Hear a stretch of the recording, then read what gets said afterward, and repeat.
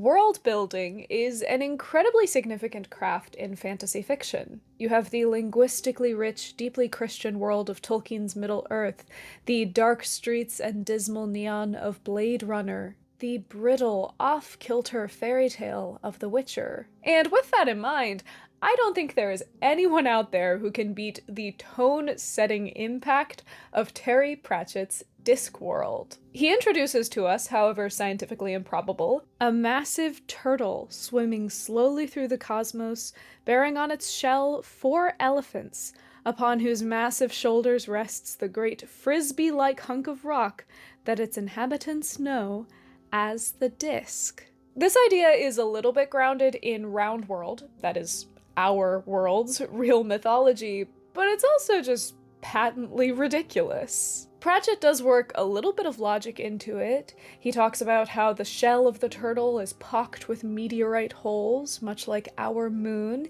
He mentions how every once in a while, one of the elephants has to lift a leg to allow the sun to pass through. And he explores the big questions, like, if the world is on the back of a turtle, where is the turtle going? And what happens to the world if the turtle decides it wants to mate with another turtle? However, despite all that logic, it is still absurd. And yet, as all good world building should, the setting of the Discworld perfectly marks the tone, establishing the balancing act of absurdity and logic that would become the hallmark of Terry Pratchett's fantasy. The Discworld series is made up of 41 roughly interconnected books, and for quite a long while, these books were the best-selling fantasy in the UK. Despite being categorically weird, niche comedic fantasy, the Discworld books found remarkable popular acclaim, and their success came at a pivotal point in the development of the modern fantasy genre. The door to fantasy had been unlocked by authors like J.R.R. Tolkien, but Terry Pratchett kicked those doors wide open, using his effortless blend of comedy and realism to show a huge audience of people what exactly fantasy fiction was capable of. But what's really unfortunate is that I feel like a lot less people are reading Terry Pratchett nowadays. As a kid who was born after their heyday, I didn't get into them until I was like 21 years old, and I didn't finish my first full read-through of these books until right now for this video. And I'm American, so that definitely has something to do with it, but most of the people that I've talked to have never even heard the name of Terry Pratchett. So in this video, I want to dig deep into the Discworld. I'm going to walk you through Terry Pratchett's journey with the fantasy craft, explore some of the genius characters and philosophies that he created, and discuss how Terry Pratchett's work permanently altered the course of fantasy fiction. If you have read Terry Pratchett before, I hope that this video is like a conversation with an old friend, and if you haven't, I hope that by the time we reach the end, you are itching to pick up a book and give it a go. But real quick before we start, I want to remind you all that the Kickstarter for the Brandywine Festival closes in just 5 days on April 30th. So if you want to go hang out with me and a bunch of other nerds in the wilderness of Kentucky for 5 days pretending to be hobbits, you better check that out through the link in my description. I will also be giving away 1 free ticket to the festival on my Instagram, so I will link that post if you're interested. But before we get into the books, I need to introduce you to the mind behind it all, Sir Terence Pratchett. Terry Pratchett was born on April 28, 1948, which, fun fact, is exactly 51 years before I was born. And yes, when I found out that we shared a birthday, I did cry a little bit. Pratchett had a rather rural upbringing. They didn't even have running water in their house, but the small town that he grew up in and the pastoral landscape clearly had quite an impact on him, because these are things that we see appearing in his later writing a lot. His father was a mechanic and his mother was a secretary, and they had very high hopes for their only son. His mother in particular treated Terry Pratchett like he was supposed to be the vehicle for change that she wanted to see in post-war England. Although Terry Pratchett was an intelligent and curious child, he didn't really get along with the school system. He was struggling with bullying from his peers and with the derision of his schoolmaster, who at just 6 years old decided that Terry Pratchett wasn't going to amount to much, and so he placed him in the B group, the group of kids who it was expected would not have a good time with school. Terry Pratchett recalls, "People were rewarded for working out the answer the teacher wanted them to give, rather than the right answer." At the age of 10, Terry Pratchett's little world was blown wide open when he read The Wind in the Willows. He describes reading this story for the first time as a harp pluck moment, when the great theatrical orchestra of the universe should have stood still for just a minute to allow them to soak in the moment. The whimsical unreality of The Wind in the Willows, with its talking moles and driving toads, seemed to infect him terminally. As he describes, "It got inside your head in a strange way after a while, without you noticing. After all, how big was the toad? Ones at the bottom of our garden you could hold in your hands. This toad, while still being a toad, could drive a car." Nobody in the book expressed any amazement about that fact, so to enjoy it, you had to pretend the world was slightly different. That was good enough for me. Sir Terry began reading voraciously, devouring just about anything that he could get his hands on. Gulliver's Travels, Punch Magazine, even the entirety of the Bible, which, for a kid who had been raised without religion, was quite a feat. But things really snapped into place when a librarian handed him a stack of books that he would later refer to as a half brick in the bicycle path of his life. These books were Tolkien's The Lord of the Rings. On New Year's Eve of 1962, Pratchett sat down and ripped through all 3 novels in a staggering 23 hours. And he was a changed person. Pratchett began specifically seeking out fantasy literature, and his pre-existing interest in astronomy also guided him into the realm of science fiction. Although it was much harder to come by at the time, it was not mainstream at all. Pratchett ate up every little morsel that he could find, scouring shop stalls and comic book stores for just a hint of the magic that he had found that New Year's Eve. As he describes it, "On I went getting the best kind of education possible, which is the one that happens while you think you're having fun." And as is so often the case for Terry Pratchett, reading was a slippery slope into writing. And as so many of us do, he started out in the trenches of fan fiction. He recalls fondly a Middle-earth Pride and Prejudice crossover that he wrote for his school friends when he was 13 years old. He would have loved early Tumblr. That same year, as part of a class assignment, he would write a short story featuring the devil coming into our real world, approaching an ad agency to ask them to help with Hell's image problem. This short story, later entitled Hades' Business, garnered a lot of praise from his teachers, and just 2 years later, it would be published in the Science Fantasy magazine. At just 15 years old, Terry Pratchett was already a published author, and he was only just getting started. In 1964, as a newly published teenage author, he attended the National UK Science Fiction Convention. Of course, this was the 60s, so compared to modern science fiction convention, they had a very small crowd, just about 150 people, but it was there that Terry Pratchett met the 17-year-old Dave Busby, who was also a published author despite having been a teenager. They would strike up a friendship that would last their lives. Writing was beginning to look like more and more of a plausible career option, and he still never really liked school. So at just 17 years old, Terry Pratchett would drop out of high school to work as a journalist for the Bucks Free Press. It was around this time, while commuting on the train, that Terry Pratchett caught sight of a beautiful blonde woman reading, of all things, The Lord of the Rings. Needless to say, Pratchett was entranced, and even more so when she coincidentally showed up at a party he was attending just a little while after. They got to talking, and it turned out that they had a lot in common beyond just liking The Lord of the Rings. This was Lynn Purves, and just about a month after officially meeting, the two would be engaged. Lynn and Terry married in 1968, making Terry Pratchett what Rob Wilkins called the most married man you were ever likely to meet. Terry stayed with the Bucks Free Press for quite a few years, but eventually he found the nature of the journalist profession and the journalist craft beginning to chafe. He recalls, "There was hardly any time to get to the truth behind the facts. It was language as slices. It was box-ticking shorthand for a longhand world, deflating the currency of communication to the point where journalists could do little more than stack the boxes neatly. It was a language that didn't allow for fine details and didn't need much thought.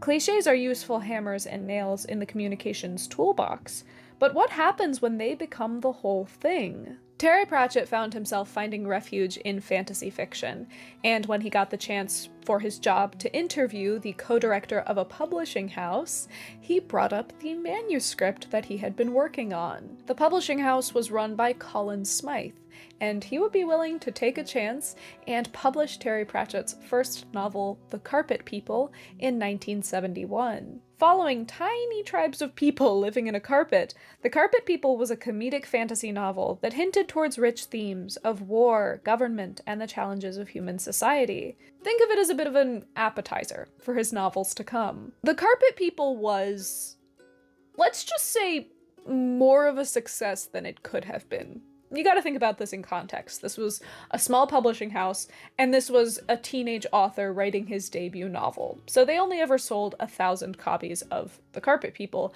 at the time. However, they had only printed 3,000 copies in total, so 1/3 really ain't that bad. Success or failure aside, the writing of The Carpet People would spark Pratchett's interest in writing fantasy fiction, but it wasn't quite the kick in the ass that he needed. Throughout the 70s, Terry and Lynn identified as hippies with jobs, so they had their day jobs, but in between those jobs, they would herd goats and raise bees and brew their own mead and grow their own tobacco. Terry never actually smoked any of that tobacco, he just liked the idea of being the kind of guy who smoked and cured his own tobacco. In 1976, they had their first and only child, Rihanna Pratchett. Sir Terry kept writing and publishing occasionally through these years, putting out the sci-fi novel The Dark Side of the Sun and Strata in 1976 and 1981 respectively, but neither of these found immense success. In 1979, he moved on from journalism to take up a job as press officer at the Central Electricity Generating Board. He was the one in charge of smoothing over things with the public when worries about nuclear power generation began bubbling up. There, Pratchett found a group of friends who he called the Table of Eight. They would meet for lunch every day and discuss the really big philosophical questions. You know, how when you have a piece of toast with jam on it, and if you drop that toast, it is always going to fall jam side down. It's a law of the universe.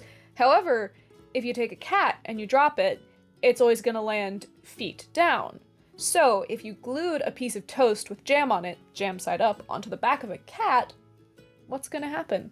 Like I said, the really deep philosophical stuff. Having a group of like-minded nerds around him really helped to spark up Terry's imagination, and he even got this group to play the brand new game Dungeons and Dragons with him. But it turned out that Terry may have been a bit of an ambitious dungeon master guiding the campaign.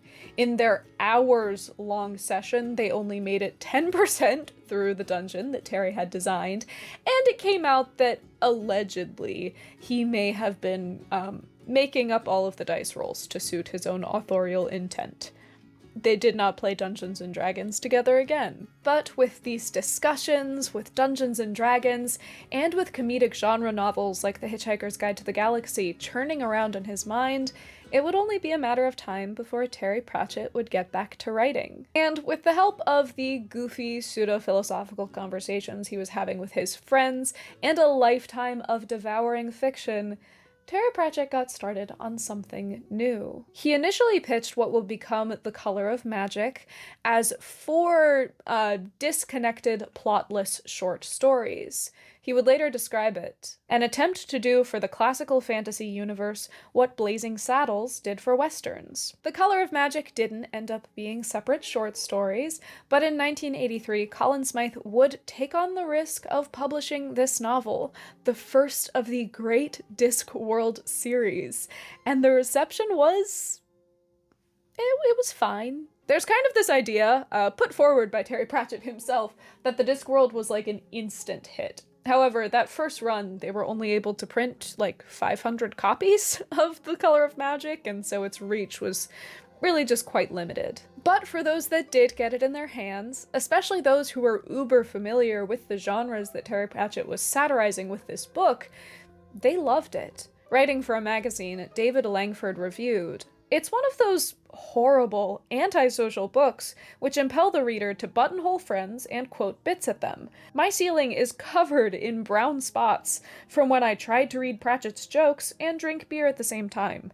Only native sadism makes me recommend this disgraceful work." The Color of Magic introduces us to Atuin, the great world turtle, swimming serenely through space, focused only on the weight that he, or she, carries. Most of the weight is, of course, accounted for by the 4 giant elephants upon whose broad and star-tanned shoulders the disk of the world rests, garlanded by the long waterfall at its vast circumference, and domed by the baby blue vault of heaven. It is on this precarious disc that Terry Pratchett's imagination was able to run rampant. The Color of Magic stars Rincewind, a wizard dropout of Unseen University, which is, of course, the great university of wizards, nestled into the great city of Ankh-Morpork. Well, I say it's great, but really Ankh-Morpork is a stinking,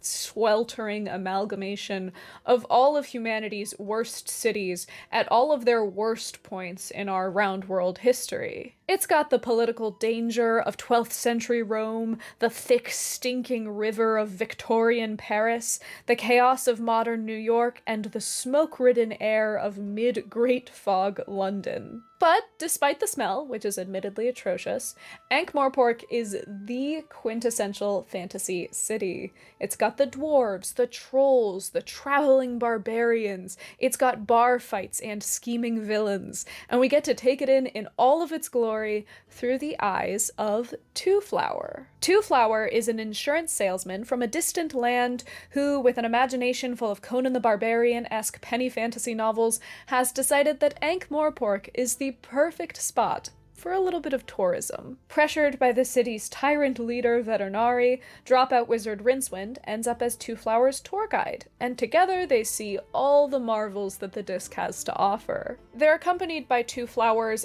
ever-loyal sentient walking luggage, and Two Flower brings along his iconograph, which is a box that contains a tiny imp that if you point it at something, he will paint a picture of it very quickly. They meet dragons and barbarians, they see shipwrecks and upside-down mountains, and through it all, Two Flower's naive optimism and Rincewind's unmitigated terror make for this just super enjoyable, picaresque romp through all of fantasy's most familiar tropes. While it was very well received, relatively, and it is very beloved today, in my opinion, The Color of Magic is not the best that the Discworld can be.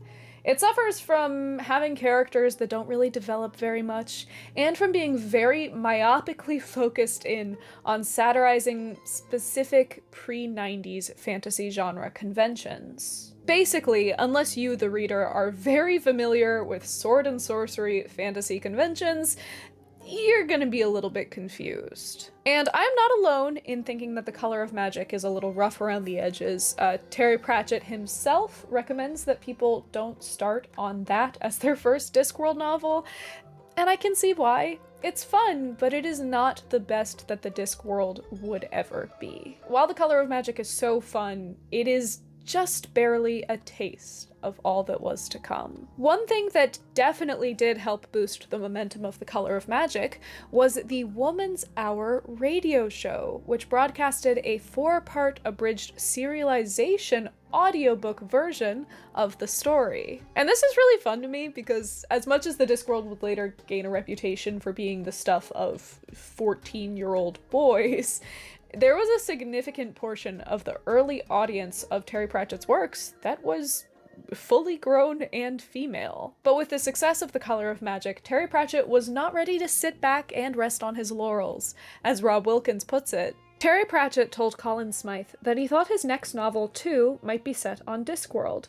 "I don't think I've exhausted all the possibilities in one book," Terry Pratchett said, thereby inadvertently producing one of the greatest understatements in publishing history. The Color of Magic would be followed up by The Light Fantastic in 1986, which is more or less a direct sequel to the first book, following up on our familiar old characters Rincewind and Twoflower. A year later, he would branch out to new characters with equal rights, which introduces us to Escarina Smith, a girl who is given the power of a wizard, a magic that is exclusively reserved for men. With the help of the old witch Granny Weatherwax, the two have to muddle through the power of fate, the meaning of magic, and struggle against the firm patriarchy of the Unseen University. While it is still quite funny and light, Equal Rights starts out what will become a Discworld standard tradition, using comedy and zany settings and characters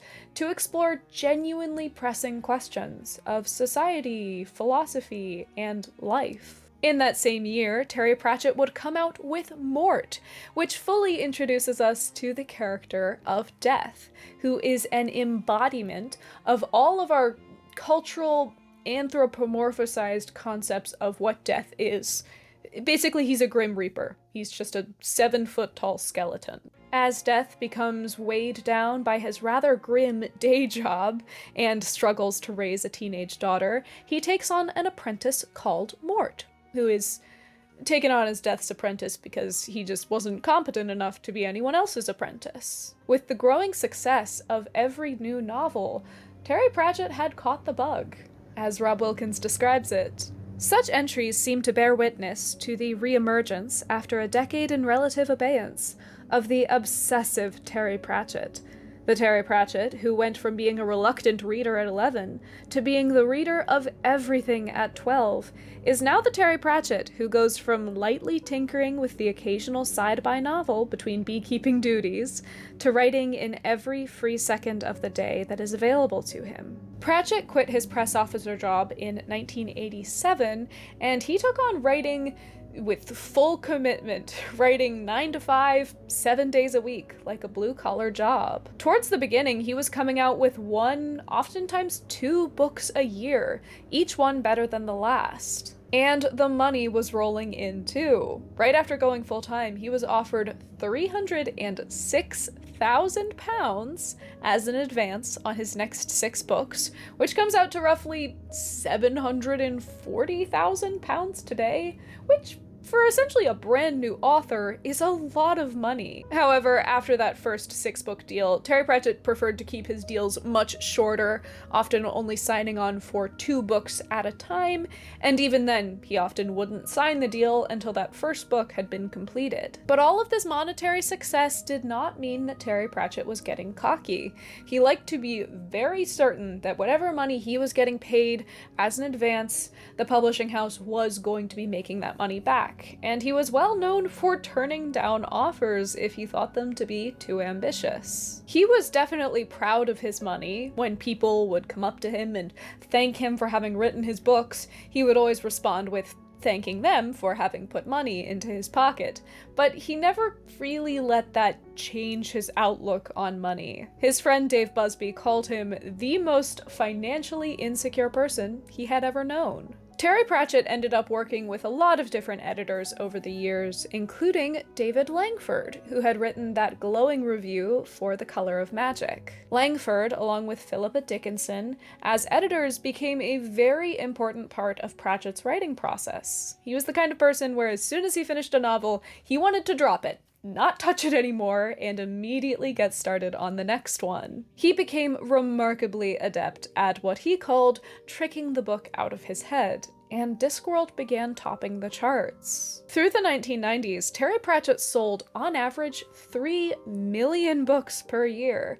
and his books became so ubiquitously popular that, as Peter Hunt put it, no British railway train was allowed to depart unless at least one passenger was reading a Pratchett novel. One of the things that really served Discworld's popularity, at least in my opinion, was the sheer range of tone, genre, and character that the Discworld encompassed. Through Rincewind stories, you got a zany, self-referential satire. Death's novels expanded into being these astonishingly rich meditations on fate, human life, and purpose. Granny Weatherwax got an entire spin-off series in which she and her rural coven of witches fought back against the overwhelming power of human storytelling. The Guards books featured Samuel Vimes, the cynical city watchman, and his incompetent police officers patrolling the mean streets of Ankh-Morpork. We were introduced to Moist von Lipwig,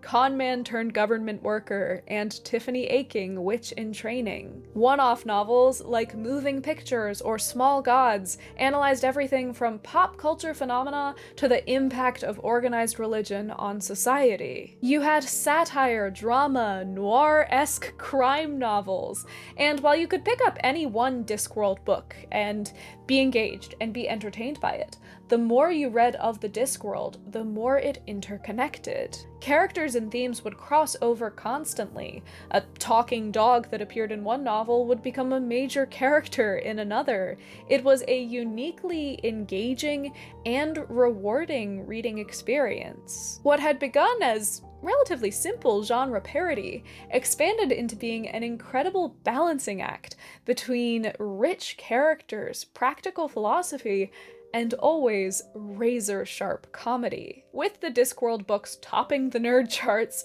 Pratchett would end up getting sent on signing tour after signing tour. And while he found the experience of actually signing often rather miserable and uncomfortable, he relished in every possible opportunity he could get to connect with his fans. Having grown up as a bookish kid, Pratchett knew how hard it was to be someone who didn't like conventionally cool things, and he became pretty protective over his fans. He attended convention after convention, he replied to a massive amount of fan mail, and he signed so many books that within the Terry Pratchett fan community, it's not even that rare to find just a random signed copy at a used bookstore going for $3.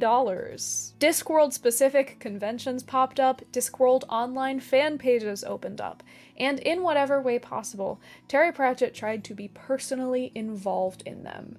Rob Wilkins explains this drive. Terry Pratchett had clearly formed the notion that his success arrived in some vital way from his accessibility. The book signings, the conventions, the letters, not to mention his postings on alt.fan.pratchett. When you connected with readers, it wasn't just through words on the page, it was through these other means too.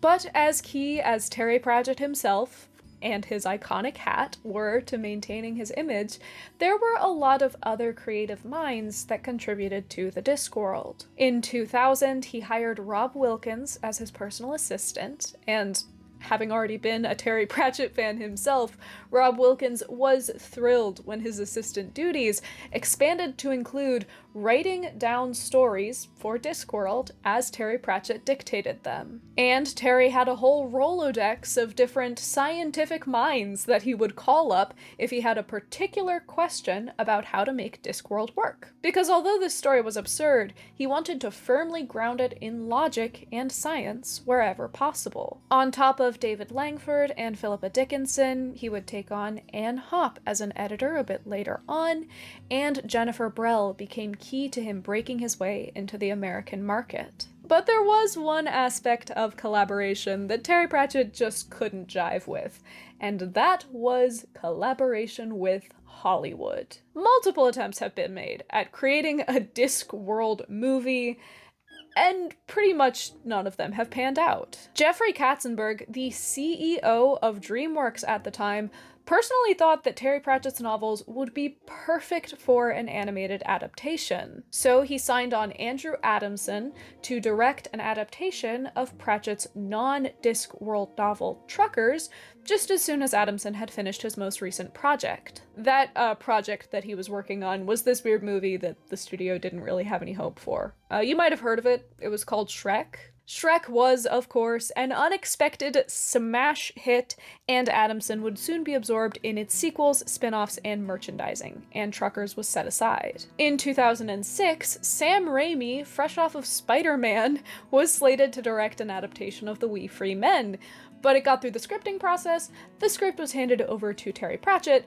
and he decided that it was garbage, and the whole thing fell apart. Terry Pratchett had been the basically sole directorial mind behind the Discworld up until this point, and his empire was thriving. There was merchandise, but it was carefully designed and painstakingly approved by Terry himself. There was art, but that was all under his vision. Pratchett found it just very difficult to let go of the reins to the degree it took to make a Hollywood movie. Fortunately, there were some screen Discworld adaptation that managed to survive through production. In 1997, Cosgrove Hall made 2 animated short series adapting Soul Music and Weird Sisters, and although they're stylized and the art is a little bit wacky, these are very faithful adaptations. In 2006, the Discworld went live action with Sky One's holiday special adaptation of The Hogfather. This adaptation takes a lot of the script directly from the books, it has a killer cast, it has a cameo from Pratchett himself, and it features one of my all-time favorite characters, the Death of Rats. Perhaps in part because of Terry's very direct involvement with this production, they literally gave him standing permission to appear on set whenever he wanted to, this one was able to get his stamp of approval. Sky One was later able to produce 2 more live-action adaptations of Discworld, this time one of The Color of Magic and of Going Postal, and despite some issues, these are pretty good adaptations. There was an animated adaptation of The Amazing Maurice and His Educated Rodents that came out just a few years ago, and honestly, this adaptation is pretty good. I have personal critiques because this is one of my favorite Terry Pratchett novels, but it is pretty well done. In 2020, there was a live-action adaptation very loosely based off of his Guards books, but we don't talk about that adaptation because it was bad. Although Discworld's status as the top UK book series would eventually be overturned, these books remained immensely popular, and that's not just because they were fun or funny. It's because they were fun, funny, and so philosophically complex that it would take me like 12 hours to sit here and unwrap it all, which I'm not going to do in this video, but I am going to do across many other videos in the future, so stay tuned for that. But in this video, I want to specifically explore 3 characters. Now, I am going to issue a spoiler alert here for kind of all of Discworld, more specifically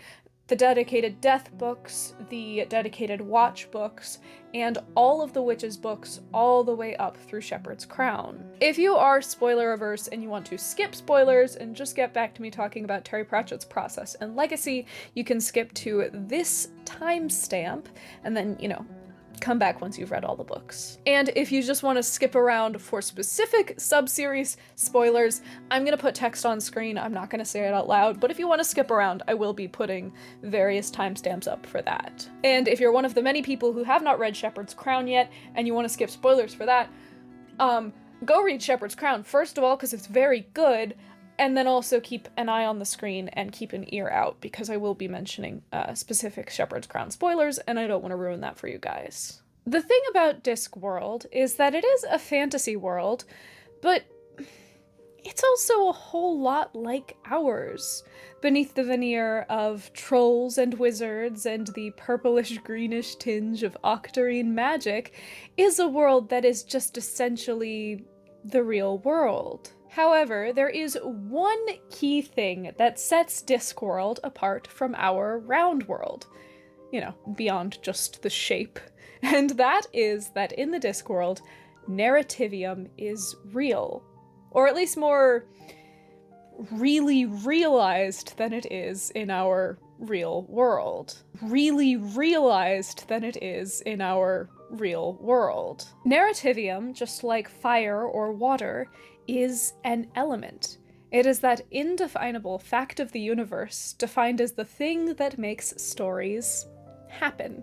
Pratchett explains, "Stories etch grooves deep enough for people to follow, in the same way that water follows certain paths down a mountainside. And every time fresh actors tread the path of the story, the groove runs deeper. This is called the theory of narrative causality, and it means that a story, once started, takes a shape. It picks up all the vibrations of all the other workings of that story that have ever been. This is why history keeps on repeating all the time. Stories don't care who takes part in them. All that matters is that the story gets told, that the story repeats." Or, if you prefer to think of it like this, stories are a parasitical life form, warping lives in the service only of the story itself. In the Discworld, things have a certain propensity to end up the way that we think they're going to end up, or at least to follow along with the story for some of it. Of course, in our real world, it's hard to say if Narrativium is real, or if that's just the lens that we humans take in the world through, but on the Discworld, Narrativium is very much active and at work. When a child is born, the 8th son of an 8th son, that child is destined to be a wizard. That's how the story goes. Never mind, as what happens in Equal Rights, that the child was not a son, but actually a daughter. Narrativium will have its way. And, just like water or fire, Narrativium is not an inherently good or bad thing. It can burn, but it can also warm. It can drown, and it can also slake thirst. What matters is how you, as an individual in your individual life, respond to the raw material that the universe is throwing at you. You see, in Discworld, the way that you perceive the world, the way that you believe the world to be, is generally far more significant than how it actually is. Belief is one of the most powerful organic forces in the multiverse. It may not be able to move mountains exactly, but it can create someone who can. People get exactly the wrong idea about belief. They think it works back to front. They think the sequence is first object, then belief. In fact, it works the other way. Belief sloshes around in the firmament like lumps of clay spiraling into a potter's wheel. Belief is what brings Narrativium into being. Belief is the thing that turns an odd patch of land into a country. Belief is the thing that turns the flaming ball of gas in the sky into the sun. And on the disc, where this metaphorical process is quite literally realized, it can take something like the human fear around death and turn it into something real. Death appears as a character in all but 2 of the Discworld novels. He's chasing down Rincewind's heels, he's there to take off murdered kings and criminals, and in some novels, we get to see the world of the disc through his eyes, or his, pits of blue light, because technically he doesn't have eyes because he's a skeleton. Death is literally Narrativium incarnate. He came into being the moment humans realized there was a way to be other than alive, and he can only and must continue to exist until the last human on Earth has croaked. But what is so interesting about Pratchett's death is that, unlike so many other portrayals of this character, he is not cruel or unfeeling. Rather, because he is a figment of human imagination, he's ended up being quite human-ish. As Pratchett puts it in Soul Music, even the most efficient rat catcher will sooner or later take an interest in rats. Death constantly finds himself straying from what he, by all definitions, should be. Humanity baffles, vexes, and fascinates him. He has a particular fondness for cats. He's named his great steed of darkness Binky, and he even adopts a little human girl who's been abandoned. Although Death isn't the world's best dad, he does try. He makes his extra-dimensional dwelling look like a house with a garden. It may be decorated with skulls and crossbones and be entirely in grayscale, but he's trying. And through Death's dedicated novels, we see more and more the way that he is trying to resist the narrative that encloses him. In Mort, he takes on an apprentice named Mort, all in the hopes of finding his daughter Isabel some human company. While Mort is on the job, supposedly, collecting souls and keeping history in balance, Death goes off on a journey to find himself. He travels to Ankh-Morpork, he drinks, he gambles, he even gets a job at a fast food joint. Eventually, though, he must return to put everything right and to let Mort go, so that he and Isabel can go be together.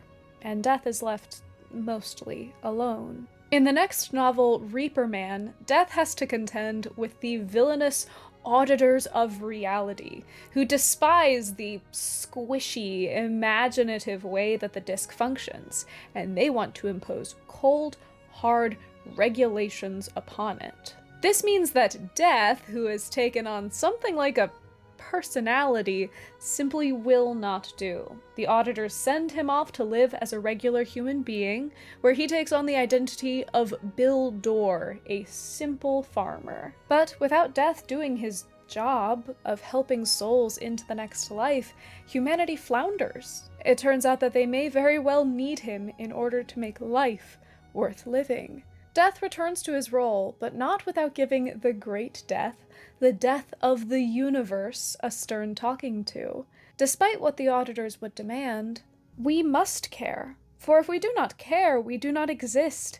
If we do not exist, then there will be nothing but blind oblivion. And even oblivion must end someday, Lord.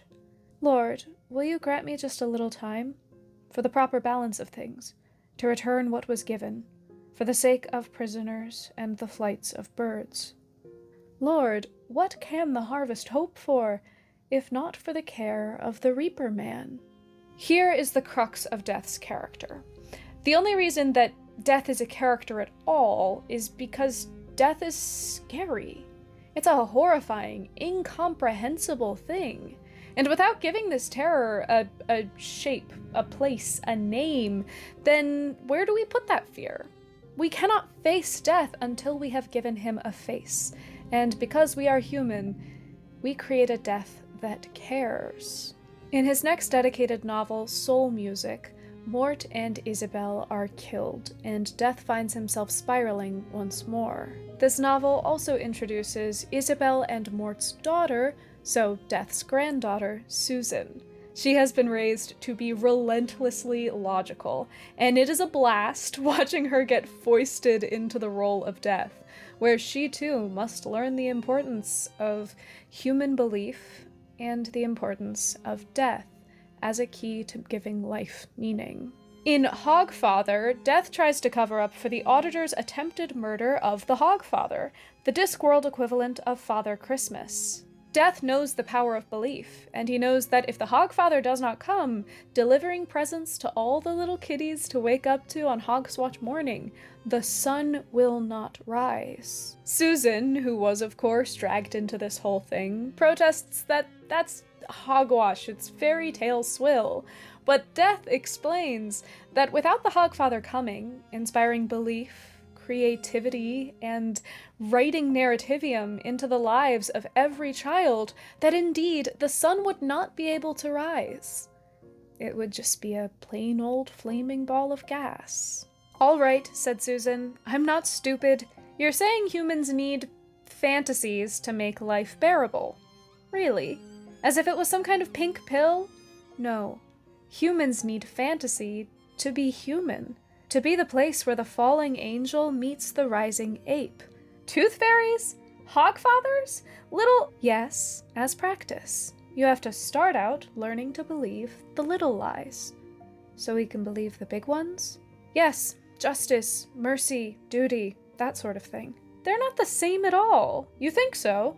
Then take the universe and grind it down to the finest powder, and sieve it through the finest sieve, and then show me one atom of justice, one molecule of mercy. And yet, Death waved a hand, and yet you act as if there is some ideal order in the world, as if there is some righteousness in the universe by which it may be judged. Yes, but people have got to believe that, or what's the point? My point, exactly. You need to believe in things that aren't true. How else can they become? As they explain in Death's final dedicated novel, humanity practically was things that didn't have a position in time and space, such as imagination, pity, hope, history, and belief. Take those away and all you had was an ape that fell out of trees a lot. Terry Pratchett uses the character of Death as the embodiment of pure Narrativium to show us the power and the limitations of Narrativium. It can write out the laws of death in the universe, but because it is inherently human-derived, the things created by Narrativium will likewise be unmistakably human. But not every character is so willing to go along with what Narrativium prompts.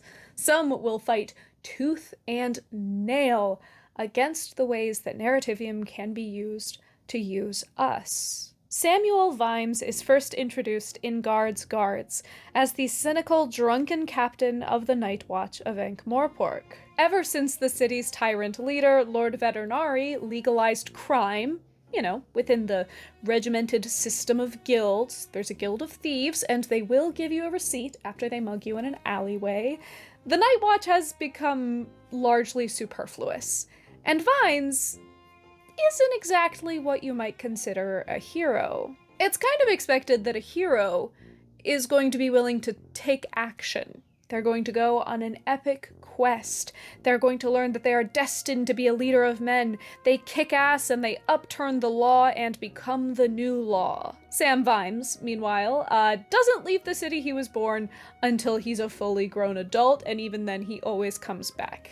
Ankh-Morpork is plenty of enough of a universe for him. He isn't destined to be a leader, he is destined to be a policeman, and as the books make clear multiple times, a leader and a policeman are not interchangeable. Vimes doesn't kick ass and overturn the law, he literally is the law, and he is only ever willing to arrest people and allow the due process of law to take care of them.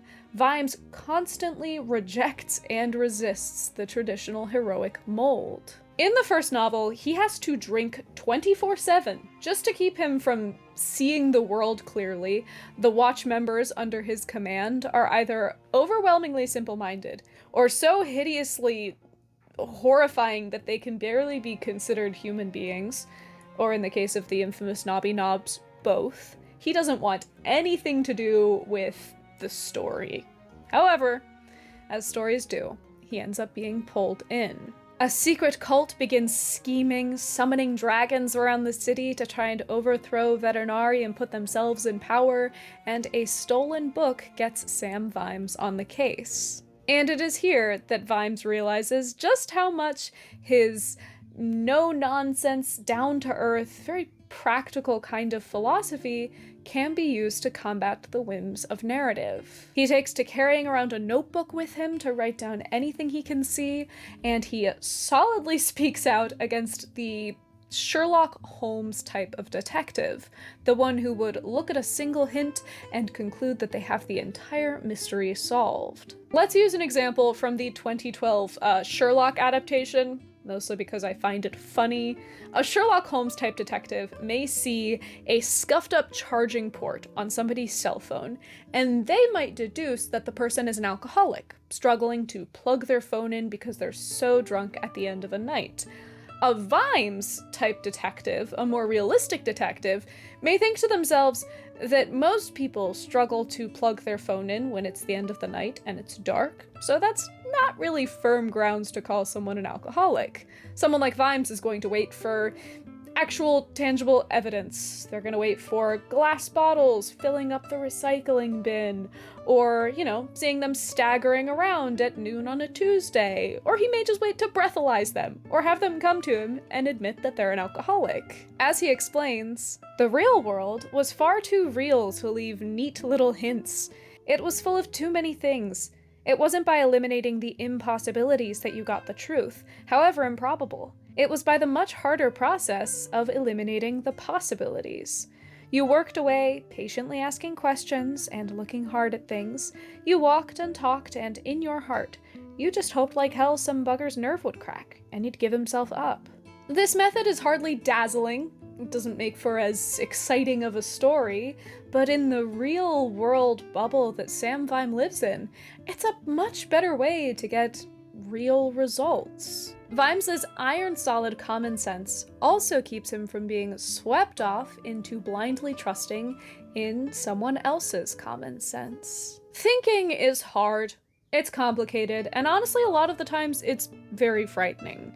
And most of us find it a lot easier to just listen to the loudest voice that is telling you what to think, and just to go with that, rather than having to deal with the very sticky, challenging process of making your mind up, or much less changing your mind. In Feet of Clay, we see golems entering the Ankh-Morporkian workforce. These are giant creatures of clay, practically robots, all controlled by the words written into their heads. But as the golems struggle towards independence, to trying to think beyond the pre-installed words in their heads, they find that even freedom comes with its own challenges. The golem Dorful asks Sam Vimes, "Is it frightening to be free?" You said it.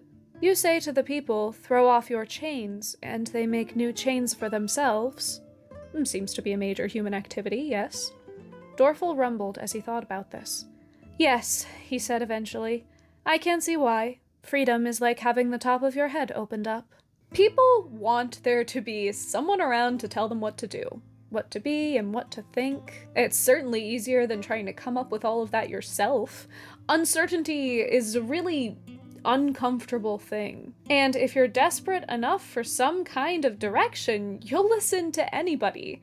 But the problem is that a lot of the times that anybody is not someone who should probably be directing you on how to live your life. That is how kings happen, and despotic rulers and stupid philosophers, the kind of people that rely on an air of reverence to be wrapped about them, rather than just proving themselves to be competent and trustworthy leaders. A truly valuable leader doesn't need reverence. They don't need you to think that everything they do is perfect and you're right about everything. There should be some doubt, because the leader should be proving themselves to be the most competent person to be in that position. Samuel Vimes is a naturally skeptical and cynical person, and he has his eyes peeled wide open so that he can see the way that governments so often fail people.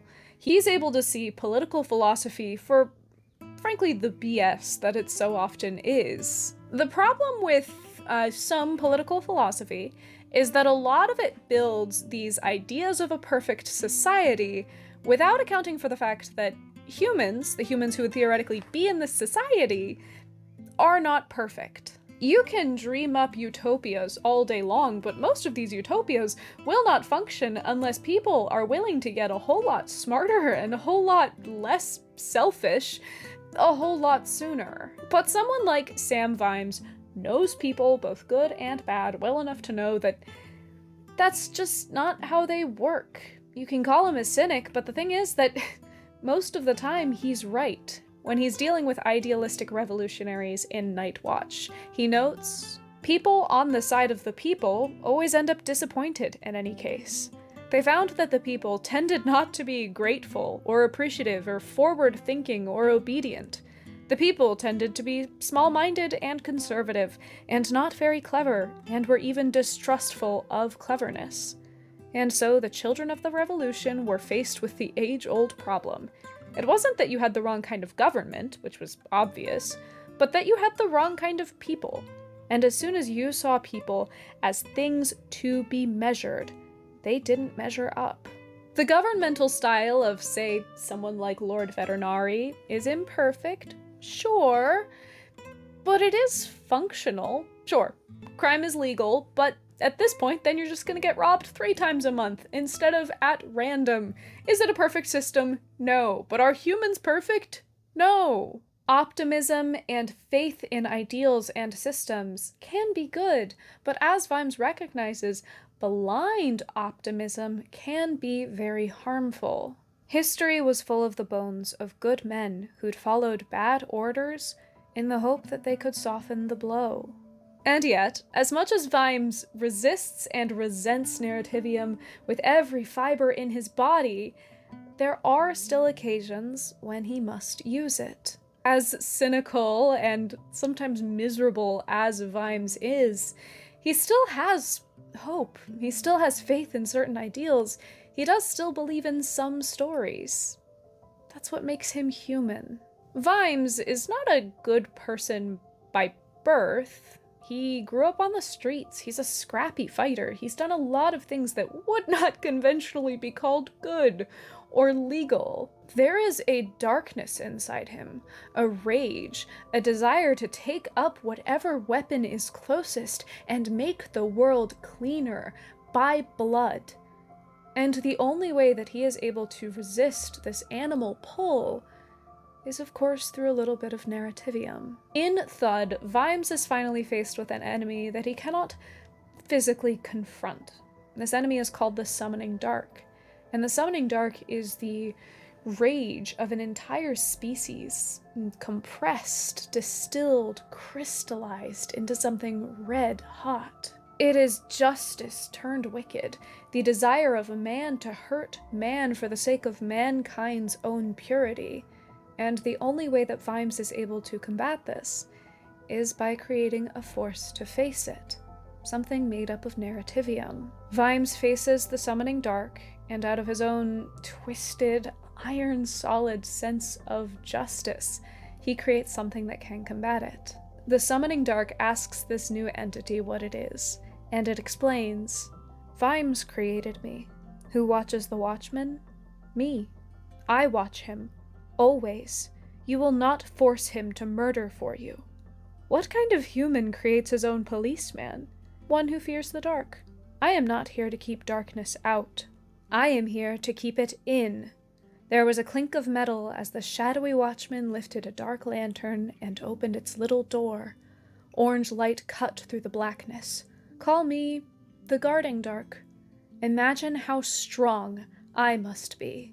Although Narrativium can be harmful, it can be used for corruption, to tame people into something that is less than human, it is essential, especially for someone as cynical as Samuel Vimes. And perhaps Vimes's cynicism towards all things narrative causality makes him latch all the tighter onto what bits of Narrativium do serve him. Veterinary marvels. People like you put together little rafts of rules and vaguely good intentions, and say, this is the opposite. This will triumph in the end. Amazing. He slapped Vimes good-naturedly on the back. And because Narrativium is real on the disc, these silly rules and good intentions generally do turn out for the best. Vimes is a hero, but not a traditional hero. He is a hero precisely because he would hate to be called a hero. He would rather just muddle along and try to get the rest of the world and himself to do the right thing. And on the disc, maybe that's what heroism truly means. If there was one person on the disc who knew the value of doing the right thing, it would be the witch of all witches, Granny Weatherwax.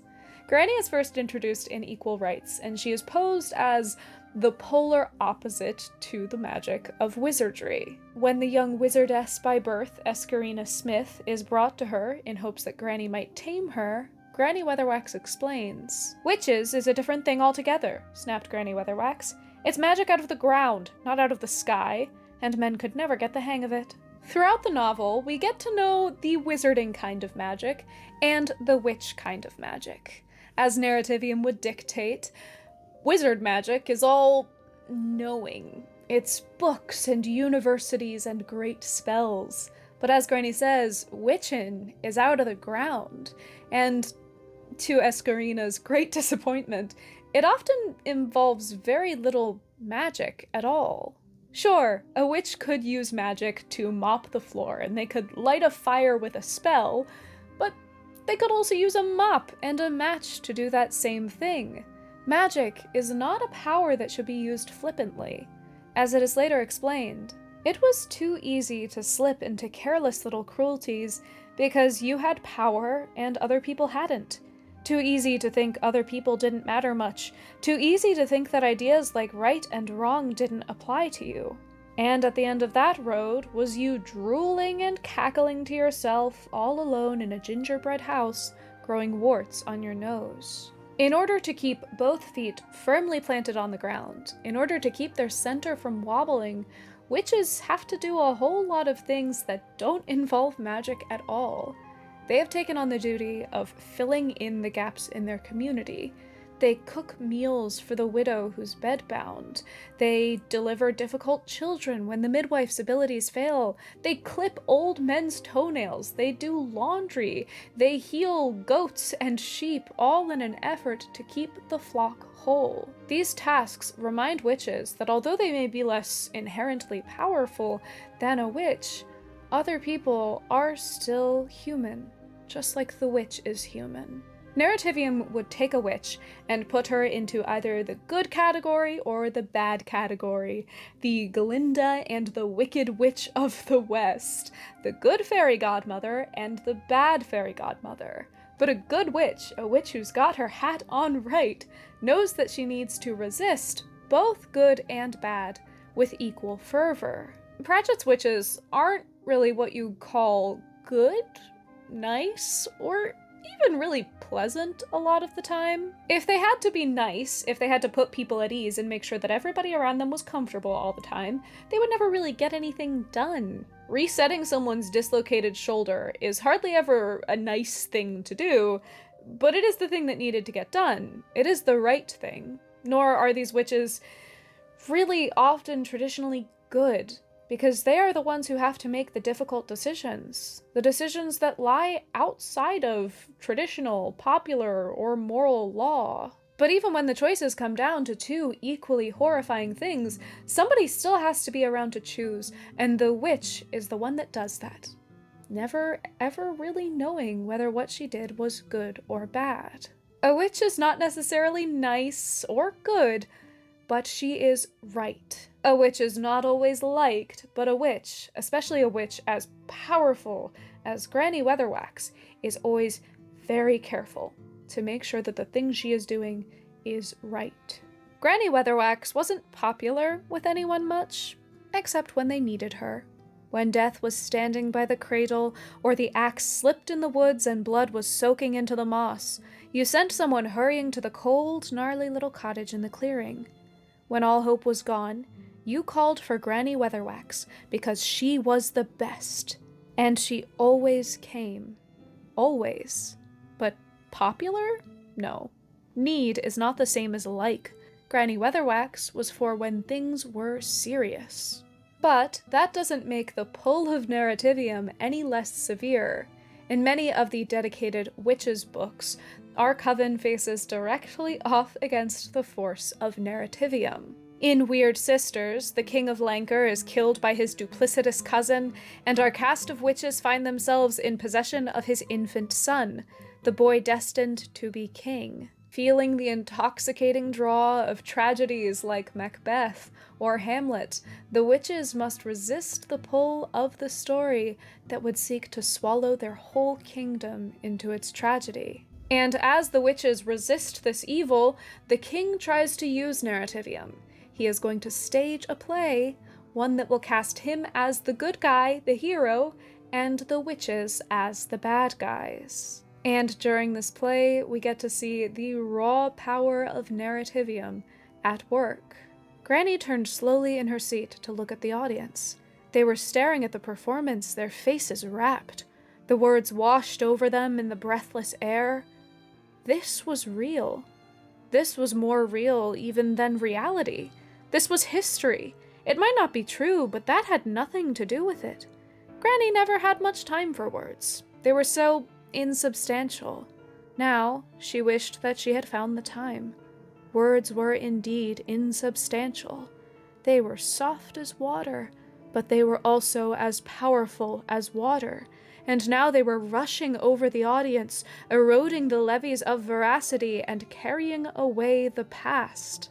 The witches have to take the story by both hands and wrench it about completely, changing the story to tell the true story, allowing the true king to be crowned. Unfortunately, the heir to the throne, the son of the king, had been sent to hide off with a theater troupe, and now he doesn't want to be king. So in yet another blow to Narrativium, the long-lost son, illegitimate son of the king, the court jester, takes the crown. In the next book, Witches Abroad, the witches find themselves trapped in a sticky, sweet nightmare. They travel off to a fairy tale city being run by a fairy godmother, and she has taken everyone and forced them into the grooves of story, handing them everything that the story dictates they should want. The frog will get his royal smooch, the poor servant girl will go to the ball, no matter if that's really what they want or need. Granny and her witches have to step in and reassert that, while these things may be nice and may be good, they are not right. Granny and her witches are the true fairy godmothers, because they're going to give people not what they think they want, not what they think they need, but the thing that they actually need. Things like autonomy, independence, the right to choose their own paths for their lives. None of these are fairy tale ideals, but in the very real fairy tale world of Terry Pratchett, they are all that a person could ask for. Granny chastises the fairy godmother for the way that she would force people into stories, the way that she would treat people as things. For Granny Weatherwax, treating people as things is the greatest sin that a person can commit. As we find out through this confrontation, the fairy godmother is Granny's sister Lily, and the differences between the two of them are thrown into even sharper contrast. Lily Weatherwax, the good godmother, is nice and sweet and pleasant, but she is wrong. And in a terrible strike to the standards of Narrativium, the nasty, cold, often cruel witch is right. And as Granny tells Lily, this is not always an easy thing to be. I want you to understand this properly. After you went, I had to be the good one. You had all the fun. And there's no way I can make you pay for that, Lily, but I'm sure gonna give it a try. But I'm the good one, Lily murmured, her face pale with shock. I'm the good one. I can't lose. I'm the godmother. You're the wicked witch. Good? Good? Feeding people to stories? Twisting people's lives? That's good, is it? Said Granny. You mean you didn't even have fun? If I'd have been as bad as you, I'd have been a whole lot worse. Better at it than you've ever dreamed of. As the witches' stories progress, it is revealed more and more just how difficult it is for Granny, someone with such immense power, to stay on the side of light. It is very hard existing on the edges. As she struggles with the prospect of her mortality in Lords and Ladies, and once again has to deal with theater in Masquerade, Granny's grasp on rightness is challenged again and again. This all comes to a head in Carpe Jugulum, where all of Granny's painful and difficult choices catch up to her. What had she ever earned? The reward for toil had been more toil. If you dug the best ditches, they gave you a bigger shovel, and you got these bare walls, this bare floor, this cold cottage. She'd never ever asked for anything in return. And the trouble with not asking for anything in return was that sometimes you didn't get it. She'd always tried to face toward the light, but the harder you stared into the brightness, the harsher it burned into you until at last the temptation picked you up and bid you turn around to see how long, rich, strong, and dark, streaming away behind you, your shadow had become. But even then, with her inner darkness rearing its tremendously powerful head, Granny finds it in herself to resist, because she knows what is right, and she knows that using her power over others is wrong. And as she explains, if you do know right from wrong, you can't choose wrong. You just can't do it and live. That's not to say that Granny is entirely an enemy to Narrativium. In fact, I'd argue that more than any other character, Granny has mastered the weaponization of Narrativium. When someone within her jurisdiction is getting sick because they decided to dig their well right next to where their privy is, Granny is the kind of person who will tell them that they should move it because there are stink-loving goblins who are making them sick because the stink-loving goblins are headed towards their privy. Of course, she could sit there and try and explain germ theory, but these people can't read, and so the stink-loving goblins are going to be a lot more effective of a story than the story of germ theory. She is going to use Narrativium if it means getting these people to a tomorrow where maybe someday they will be able to understand germ theory. She calls this process, this very particular type of psychology, headology. As it is explained, a psychiatrist, dealing with a man who fears he is being followed by a large and terrible monster, will endeavor to convince him that monsters don't exist. Granny Weatherwax would simply give him a chair to stand on and a very heavy stick. In a way, the practice of witchcraft itself is a use of Narrativium. Witches look the job. They wear the hat. They wear the all black. They have the stories surrounding them that get people to fear them a little bit. Narrativium allows them the respect that they need to do the job that they need to do. Without a little bit of Narrativium greasing the wheels, the witches would not be able to function. There's a concept that emerges in the later witches books, the second generation of witches books about the young witch Tiffany Aching. She learns about the idea of something called Boffo. The Boffo Novelty and Joke Shop is just a shop in Ankh-Morpork where they sell things like green bubbly cauldrons and fake noses and warts, and at one point they even had a machine that would generate fake cobwebs for you. It's all fake, of course, it's all Halloween decorations, but the witches have learned that people come to expect those things from witches. Boffo is the thing that makes the difference between a helpful, verging on crazy old lady in the woods and a witch. Tiffany is originally so disappointed when she turns over the skull on the mantelpiece of her terrifying witch trainer, Miss Treason, and on the bottom of that skull, she sees a tag saying that it was $3.99 at Boffo's Joke Emporium. But she soon learns Boffo made the difference. Not just the silly party stuff, but Boffo thinking, the rumors and the stories. Miss Treason had power because people thought she did. It was like the standard witch's hat. But Miss Treason was taking Boffo much, much further. Miss Treason says, yes, you don't need a wand or a shamble or even a pointy hat to be a witch, but it helps a witch to put on a show. People expect it. They'll believe you. I didn't get where I am today by wearing a woolly bobble hat and a gingham apron. Although Granny doesn't go in for all of that frillery and she can't grow a wart to save her life, she does use Boffo in her own particular way. She has cultivated a mystique, and that mystique has been immensely useful to her. Characters like Granny prove the sheer significance of Narrativium. It's not something that can be ignored, because it's not something that's ever going to go away.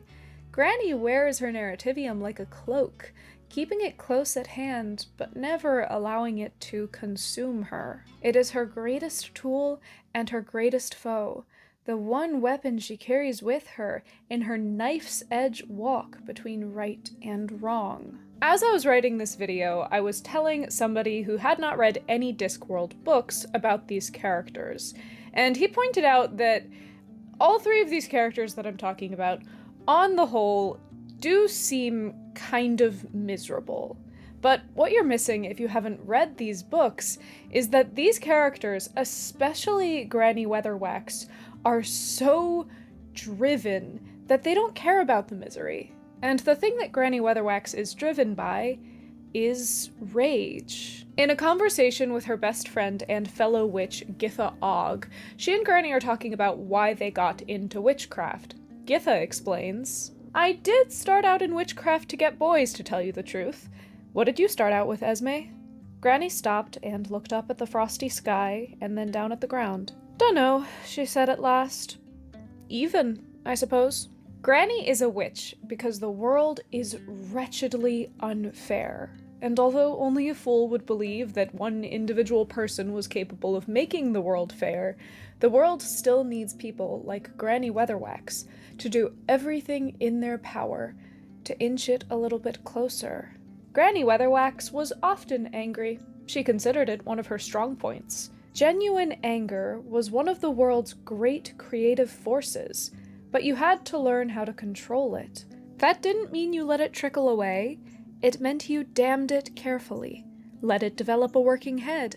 Let it drown whole valleys of the mind, and then, just when the whole structure was about to collapse, opened a tiny pipeline at the base and let the iron-hard stream of wrath power the turbines of revenge.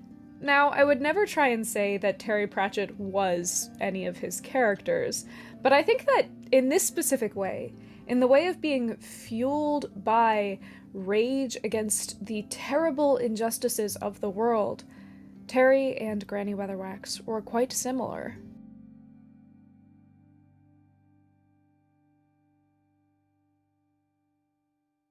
As Neil Gaiman noted about his writing partner, there is a fury to Terry Pratchett's writing. It's the fury that was the engine that powered Discworld, and that anger, it seems to me, is about Terry's underlying sense of what is fair and what is not. And this sense of ferocious righteousness only glowed brighter and brighter towards the end.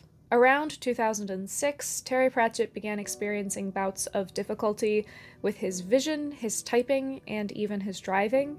He went to the doctor, and they determined that he most likely had posterior cortical atrophy, a kind of early-onset Alzheimer's that affected his processing of visual signals. It causes blurred vision, light sensitivity, and affects a whole range of things associated with this, like hand-eye coordination and balance. It also meant that at just 59 years old, Sir Terry Pratchett's death was going to come much sooner than anyone could have ever anticipated.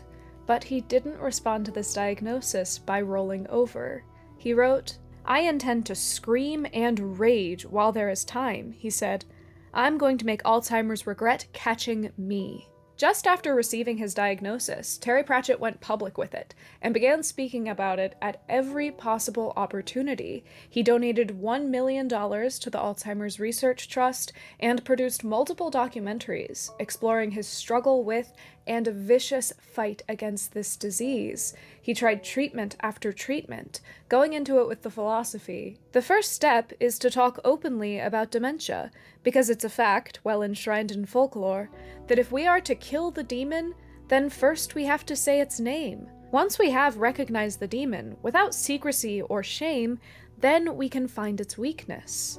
Upon realizing that his medication wasn't covered by the NHS because he was apparently too young to have Alzheimer's, Terry Pratchett publicly railed against them, calling for them to do better at doing what his books had always called for: treating each individual with the dignity that an individual deserves, whilst keeping in mind their messy, complicated human individual circumstances. And as Terry came to terms with the fact that his disease was incurable, he became an avid proponent for the right to die. Modern technology, and especially modern medicine, has radically changed the way that we both live and die. Historically speaking, it was not uncommon for someone to just die randomly, and we would never really know why. A lot of people would die at home after 2 weeks of some unknown ailment, and that was just accepted. That's what dying of old age was. But modern technology allows us to know why someone is sick, sometimes it allows us to treat them, and oftentimes it allows us to have somebody live much longer than they naturally would have. And that is a great thing, but it isn't always the right thing. For someone like Terry Pratchett and the disease that he had, he knew that his death would likely be very drawn out. With the assistance of modern medicine, his body may continue on technically living long after his mind has expired. And on top of that, it was very likely that his ability to write, his ability to tell stories, would decay long before his body was allowed to. And that was just not a reality that he wanted to face. But I know that the time will come when words will fail me. When I can no longer write my books, I'm not sure that I will want to go on living. I want to enjoy life for as long as I can squeeze the juice out of it. And then I'd like to die. He became a huge proponent for the legalization of assisted death in the UK, and he gave talk after talk on this subject, and even made a documentary about people from the UK who would travel to Switzerland for their services in legally assisted death. In this video, I don't have the time or freedom to discuss this topic as thoroughly as he is able to in that documentary, and it's a really, really well done documentary, so I highly suggest that if you are at all interested in this subject or in learning a bit more, that you check out this documentary. I know that right now in the US it is available for free on Tubi. I don't know about internationally, but I highly recommend that you check it out, whilst keeping in mind that it is a very heavy subject. Terry Pratchett's passion for life, for humanity, for discussing the difficult topics because they needed to be discussed, carried on up until the very end. Terry Pratchett is not one to go gentle into any night, good or otherwise. He will rage as he leaves against so many things. Stupidity, injustice, human foolishness, and short-sightedness, not just the dying of the light, although that's here too, and hand in hand with the anger, like an angel and a demon walking hand in hand into the sunset. There is love for human beings in all our fallibility, for treasured objects, for stories, and ultimately, and in all things, love for human dignity. Or, to put it another way, anger is the engine that drives him, but it is the greatness of spirit that deploys that anger on the side of the angels. Or, better yet for all of us, the orangutans. In those last years, Terry was knighted, becoming Sir Terry Pratchett, and he kept astonishingly busy right up until the end. And, of course, he kept writing all the way through, even when it became quite difficult. At the point of his diagnosis, Pratchett had already been writing primarily through dictation with the help of Rob Wilkins, but eventually he lost the ability to type independently at all and to read a computer screen. But he kept writing, and some people do say that those last couple of novels aren't great, and I'll admit that they aren't Pratchett at his very best, but these novels are such a testament to his sheer, burning persistence. He relied more and more on his editors to shape his books up towards the end, but still, as he had wanted to, he kept writing. He managed to get most of the way through his final novel, The Shepherd's Crown, when death caught up to him. Sir Terry Pratchett died on March 12th, 2015, at home, surrounded by his family, with a cat laying at the foot of his bed, and there was one final message sent out on his Twitter account. "At last, Sir Terry, we must walk together." Terry took Death's arm and followed him through the doors and onto the black desert under the endless night. The end. The Shepherd's Crown is not one of Terry Pratchett's best novels. It's a little rough around the edges, and it is shorter than it should have been, but it is one of my favorite of his novels, because it is such a perfect goodbye to the world that he built, and to him. Skip ahead if you want to avoid Shepherd's Crown spoilers, but the novel begins with Granny Weatherwax, who contained so much of Terry Pratchett's soul, having to deal with death catching up to her, too. And as she lays herself finally down, death comes to her and utters the words that I think just so perfectly capture Terry Pratchett's passing. "We are all floating in the winds of time, but your candle, Mistress Weatherwax, will flicker for some time before it goes out, a little reward for a life well lived. For I can see the balance, and you have left the world much better than you found it. And if you ask me," said Death, "nobody could do any better than that." But I don't just love The Shepherd's Crown because it makes me cry like a baby. In this story, the main message is that of passing on. Not just passing on into death, but passing on a singular person's message, their philosophy, Terry Pratchett's very particular zeal for life being passed on into the next generation, who will carry it out and live that out for decades, or with any luck, centuries to come. Okay, now I need to get myself to stop tearing up because I'm gonna mess up my makeup. So let's discuss exactly what legacy it was that Terry Pratchett was leaving behind in terms of fantasy literature. Terry Pratchett hit the fantasy genre at the perfect time. The fantasy genre as we know it today really took shape midway through the 20th century. And although people always get a little mad at me when I claim that Tolkien invented fantasy, for all intents and purposes, Tolkien and his contemporaries did, because, as Gideon Habercorn explains in Debugging the Mind, modern fantasy could not come to be until the establishment and popularization of the format of the novel. Folklore and myth and stories about unreal things have always been simmering in the public imagination, but the modern fantasy novel takes these unreal ideas and places them in a very real framework. These novels needed the groundwork of realism, of realistic characters, of tangible settings, these ideas that were established by the modern novel in order to take these fantastic ideas and ground them in reality in the way that the modern fantasy novel does. From there, authors like Robert E. Howard, C.S. Lewis, and J.R.R. Tolkien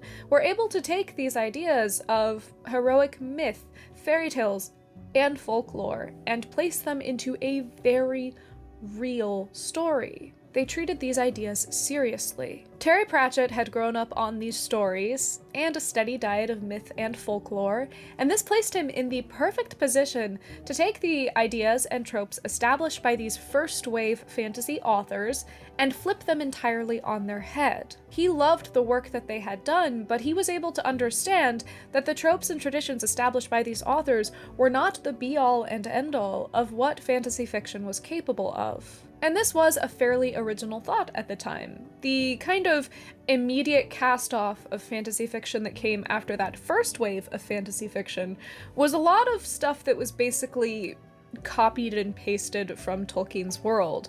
Pratchett refers to this as extruded fantasy product, or the consensus fantasy universe. And if you've gotten this far into this video, you know what I'm talking about when I talk about a consensus fantasy universe. You know, it's the quest, everybody's riding around on horses, there are castles, there are dragons, the classic fantasy stuff. Pratchett respected and even enjoyed this consensus fantasy universe fiction, and he understood that in order to write fantasy, you had to understand and read the genre really thoroughly. But he believed that you should climb inside these tropes and conventions for the express purpose of being able to break them the right way. After all, good satire is entirely predicated on a knowledge of, and generally good satire requires an affection for the thing being satirized. So in order to explore Terry Pratchett's process and his beliefs around fantasy, I'm going to use the framework of Tolkien's tenets for fantasy fiction that he establishes in On Fairy Stories. There he says that all good fantasy requires fantasy, the creation of an effective secondary world. It allows for some kind of mental escape, it allows for recovery, and it allows for consolation. And going on that first point, Terry Pratchett was very particular about how to create good fantasy, because good fantasy, good fake stories, require an awful lot of realism. For what Discworld is, more than anything else, is logical, relentlessly, solidly logical. The reason it is fantasy is that it is logical about the wrong things, about those parts of the human experience where, by tacit agreement, we don't use logic because it doesn't work properly. On Discworld, all metaphors are potentially real, all figures of speech have a way of becoming more than words. Discworld was all about applying logic in places where logic didn't belong. Take, for example, the idea of trolls. Trolls in the consensus fantasy universe are dumb, they are brutes. But what if we only perceive trolls to be dumb because they originated from a much colder climate than us? And just as we are carbon-based life forms, they are silicon-based life forms, and so their brains only function at the optimal temperature of far below freezing. If you get a troll cold enough, he may experience hypothermia, but he also may prove himself to be a genius. It's this kind of illogical, airtight logic that keeps the disc swimming. As Pratchett explains, fantasy works best when you take it seriously. It can also become a lot funnier, but that's another story. Taking it seriously means that there must be rules. If anything can happen, then there's no real suspense. You are allowed to make pigs fly, but you must take into account the depredations on the local bird life and the need for people in heavily overflown areas to carry stout umbrellas at all times. The fantasy of the Discworld is entirely grounded in logic. It's a different logic to our world, but it is a recognizable logic, and this is so key to the satirical, fourth wall breaking immersion that Terry Pratchett mastered. Fantasy should also allow for recovery, which, as Tolkien describes it, is the effect of fantasy to allow us to see things in the real world in a whole new light. You might see a tree every day when you walk by it on your way to work. However, after reading The Lord of the Rings and hearing about Ents, you might look at that tree with an entirely new respect. And most of Terry Pratchett's recovery manages to sneak its way in on the back of comedy. And this is something that Tolkien probably would have bristled at. He believed that making fun of your world would lead to kind of puncturing the secondary world and leaving everything to collapse. But for Terry Pratchett, his comedy was used to reinforce his fantasy, especially as he got better at it later on. As he explains, the problem is that we think the opposite of funny is serious. It is not. In fact, as G.K. Chesterton pointed out, the opposite of funny is not funny, and the opposite of serious is not serious. Benny Hill was funny and not serious. Rory Bremner is funny and serious. Most politicians are serious, but unfortunately not funny. Humor has its uses. Laughter can get through the keyhole while seriousness is still hammering on the door. New ideas can ride in on the back of a joke. Old ideas can be given an added edge. Comedy has the peculiar effect of leaving the listener far more open to changing their minds. After all, humor is based on looking at things from new angles, on disrupting expectations. And once you've shifted your mind to look from that new angle, even just for the sake of a joke, it leaves you much more open to changing your mind about the bigger stuff. Maybe it is just to try it out at first, but the more you practice changing your mind and reassessing your beliefs, the better at it you get. In Debugging the Mind, Gideon Habercorn explains it better than I can. A mind that has learned how much fun can be had questioning its own assumptions will not be stopped that easily. Pratchett creates a space in which he can foreground our mind's act of spinning sensory perception into meaningful pattern. Employing the rhetoric of humor, he encourages his readers to practice questioning such mental patterns. By combining the two, the Discworld novels are at least potentially a space in which readers can probe their mental patterns for mistakes and try out new ones. Pratchett invokes the practice of recovery through humor, calling us to examine what might be stale in our own lives, what beliefs may not be serving us, and perhaps to, jokingly or even seriously consider changing the way that we think. And this is all because fantasy allows for escape. In a write-up he did for the Sunday Times, Pratchett discusses the British practice of gardening. He describes a little back garden that he was able to catch glimpses of when he rode past it on a train. This house in this garden was surrounded by an industrial park, by factories and huge smokestacks, and of course a train raging right by. And anyone who is a little bit less British may have tried to hide everything around them. They would have put up trellises, had tall trees or vines growing up so that they wouldn't have to look at all of that. But this man, the person who was gardening this patch of land, didn't care about all that. Never was an area so thoroughly gardened, in fact, as that patch of cat-infested soil. No attempt had been made to screen off the dark satanic mills unless the runner beans counted. To the gardener in the garden, they did not exist. They were in another world. The escapism of fantasy has a lot in common with that garden. Fantasy can never make the outside world go away, but it can create a little pocket of space where everything can go as it is meant to go. But Terry Pratchett really emphasized the idea that when one is escaping, they must keep in mind where they are escaping to.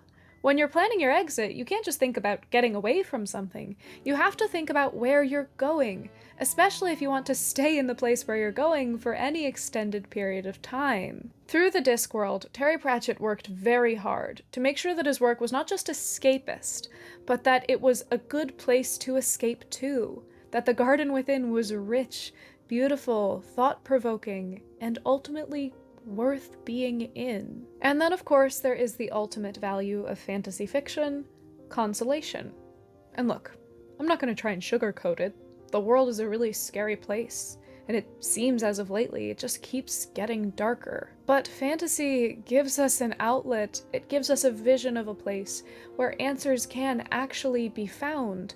It may be a difficult journey to get there, but at least there is a roadmap for the path ahead. There is a fairy godmother that we can defeat. There's a criminal that we can arrest. We can stand face to face with the heat death of the universe and give him a stern talking to. There is agency to be found in fiction that we just rarely find in our everyday lives. In my all-time favorite Terry Pratchett book, which there will be videos on later, rest assured, Pratchett introduces us to a talking sentient cat and a gang of talking rats. And in discussing this novel, Pratchett makes a really interesting observation. Of course, as the aforesaid writer of humorous fantasy, I'm obsessed with wacky, zany ideas. One is that rats might talk. But sometimes I'm even capable of weirder, more ridiculous ideas, such as the possibility of a happy ending. Sometimes, when I'm really, really wacky and on a fresh dose of zany, I'm just capable of entertaining the fantastic idea that, in certain circumstances, Homo sapiens might actually be capable of thinking. It must be worth a go, since we've tried everything else. Discworld is our world, except Narrativium is at work. And although it's not at work in our world, there is some comfort in believing that it could be, because at least then we would have some measure of control. There's a reason that we have told stories since we figured out that we could tell stuff. Stories are how we organize the world around us. They're how we create a sense of self, how we say, you are here on the great cosmic map of insignificance in the universe. Terry Pratchett lends us this ever so gross metaphor. We spray our fantasies on the landscape like a dog sprays urine. It turns it into ours. Once we've invented our gods and demons, we can propitiate or exorcise them. Stories cannot fix everything. I'm an idealist, and even I can recognize that. We can't hide in our gardens forever. But Terry Pratchett's novels have the very peculiar effect of being a recovery escape, a consolation, and a fantasy, but also, they crack Narrativium wide open. They unpeel the layers of story. They strip our minds bare with a well-placed footnote. They muddle us up in the crashing waves of fantasy to a degree where we might just be delusional enough to think that we can actually make a difference. I love first-wave fantasy. I love Tolkien. His stories were my first harp pluck moment. They are what made me who I am today. But Terry Pratchett was my second harp pluck moment. I came to his stories as an adult, and his stories have helped me chart out a roadmap for the kind of person that I want to become. And that doesn't mean that Terry Pratchett indoctrinated me or something. It means that his works empowered me to realize that I get to choose who I am going to become. I am the one writing out that roadmap. I am not a helpless victim to the stories at play in the world, and I can and must always strive to be better. Not just to find a nice way to live, or a good way to live, but the right way to be. I think of Terry Pratchett's works as one of the leading voices of a kind of second wave of fantasy fiction. One that simply wasn't copying and pasting Tolkien or Conan the Barbarian, one that wasn't just a really well-written D&D campaign, but works that tried to use fantasy to a completely new purpose. I attribute the range and diversity of modern fantasy fiction to the way that Pratchett broke the boundaries of the consensus fantasy universe and proved that the breaking of those boundaries could be profitable. Terry Pratchett was instrumental to the process of cracking fantasy wide open and releasing it into the world, to prod at our preconceived notions, to empower our beliefs, and to ask the very important question of who and what we are. Terry Pratchett died too soon. If I had it my way, he would have had another 30 or 40 novels, or, like, at the very least, another 5 really good ones. At the very least, I selfishly think that he should have stayed alive long enough that I could have fallen in love with his works while he was still alive. But, as John Lloyd noted, of all the dead authors in the world, John said fervently, Terry Pratchett is the most alive. At the end of The Shepherd's Crown, Tiffany asks Granny Aking's cat, You, who's called You because Granny never came up with an actual name for her and always just said, "Hey, You."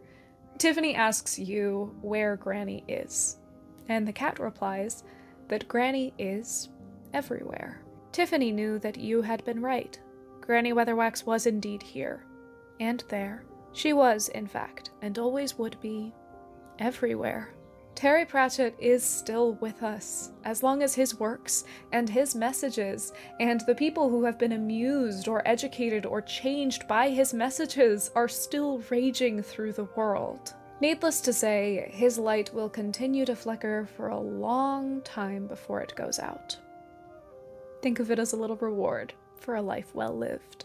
This video has just barely scratched the surface of everything that I need to talk about when it comes to Discworld. I have so many videos planned out, and I will be releasing a bonus video on the Patreon where I talk through every single book and probably rank them. That is my current plan, because I didn't even really get to talk about my favorite subseries of books in this video. So, needless to say, we have a lot more ground to cover in these next couple of months and years, and probably for the rest of my career. If you haven't read any Discworld books and you're looking for a good place to start, go ahead and ask in the comments. I'm happy to recommend a book if you tell me some of the stuff you like, and some other Discworld fans may also be able to jump in to help. But I do plan on doing a full guide of every Discworld book at some point, complete with like a bulletin board and strings and stuff, so keep your eyes peeled for that coming in the next couple of weeks probably. If you have read Discworld, let me know who your favorite character or like sub-series is and why. I love talking to people about Discworld, and there's only like 1 or 2 people in my everyday life who have read almost as much Discworld as I have, so my options are limited, and I know that my non-Discworld family and friends are sick of hearing me talk about it, so I would love to chat with you guys. Excessively long, research-intense videos like this one, which I have been working on since early November, are only made possible by the incredible folks over on my Patreon who support me month in and month out. YouTube is so up and down, especially monetarily. I'm so grateful to the people that support me on YouTube, but it really is the people on Patreon that, you know, keep me being able to pay rent, so I'm just so grateful to those folks. Getting this video done is like a crazy weight off my chest, and now I need to start in on my next huge project, so wish me luck for that, I guess. I never know how to close out videos that aren't at all Lord of the Rings themed, but I mentioned the Lord of the Rings, so I think it works. Yeah. Thank you all so much, so much for joining me, and I hope that you have a very happy, hobbity day.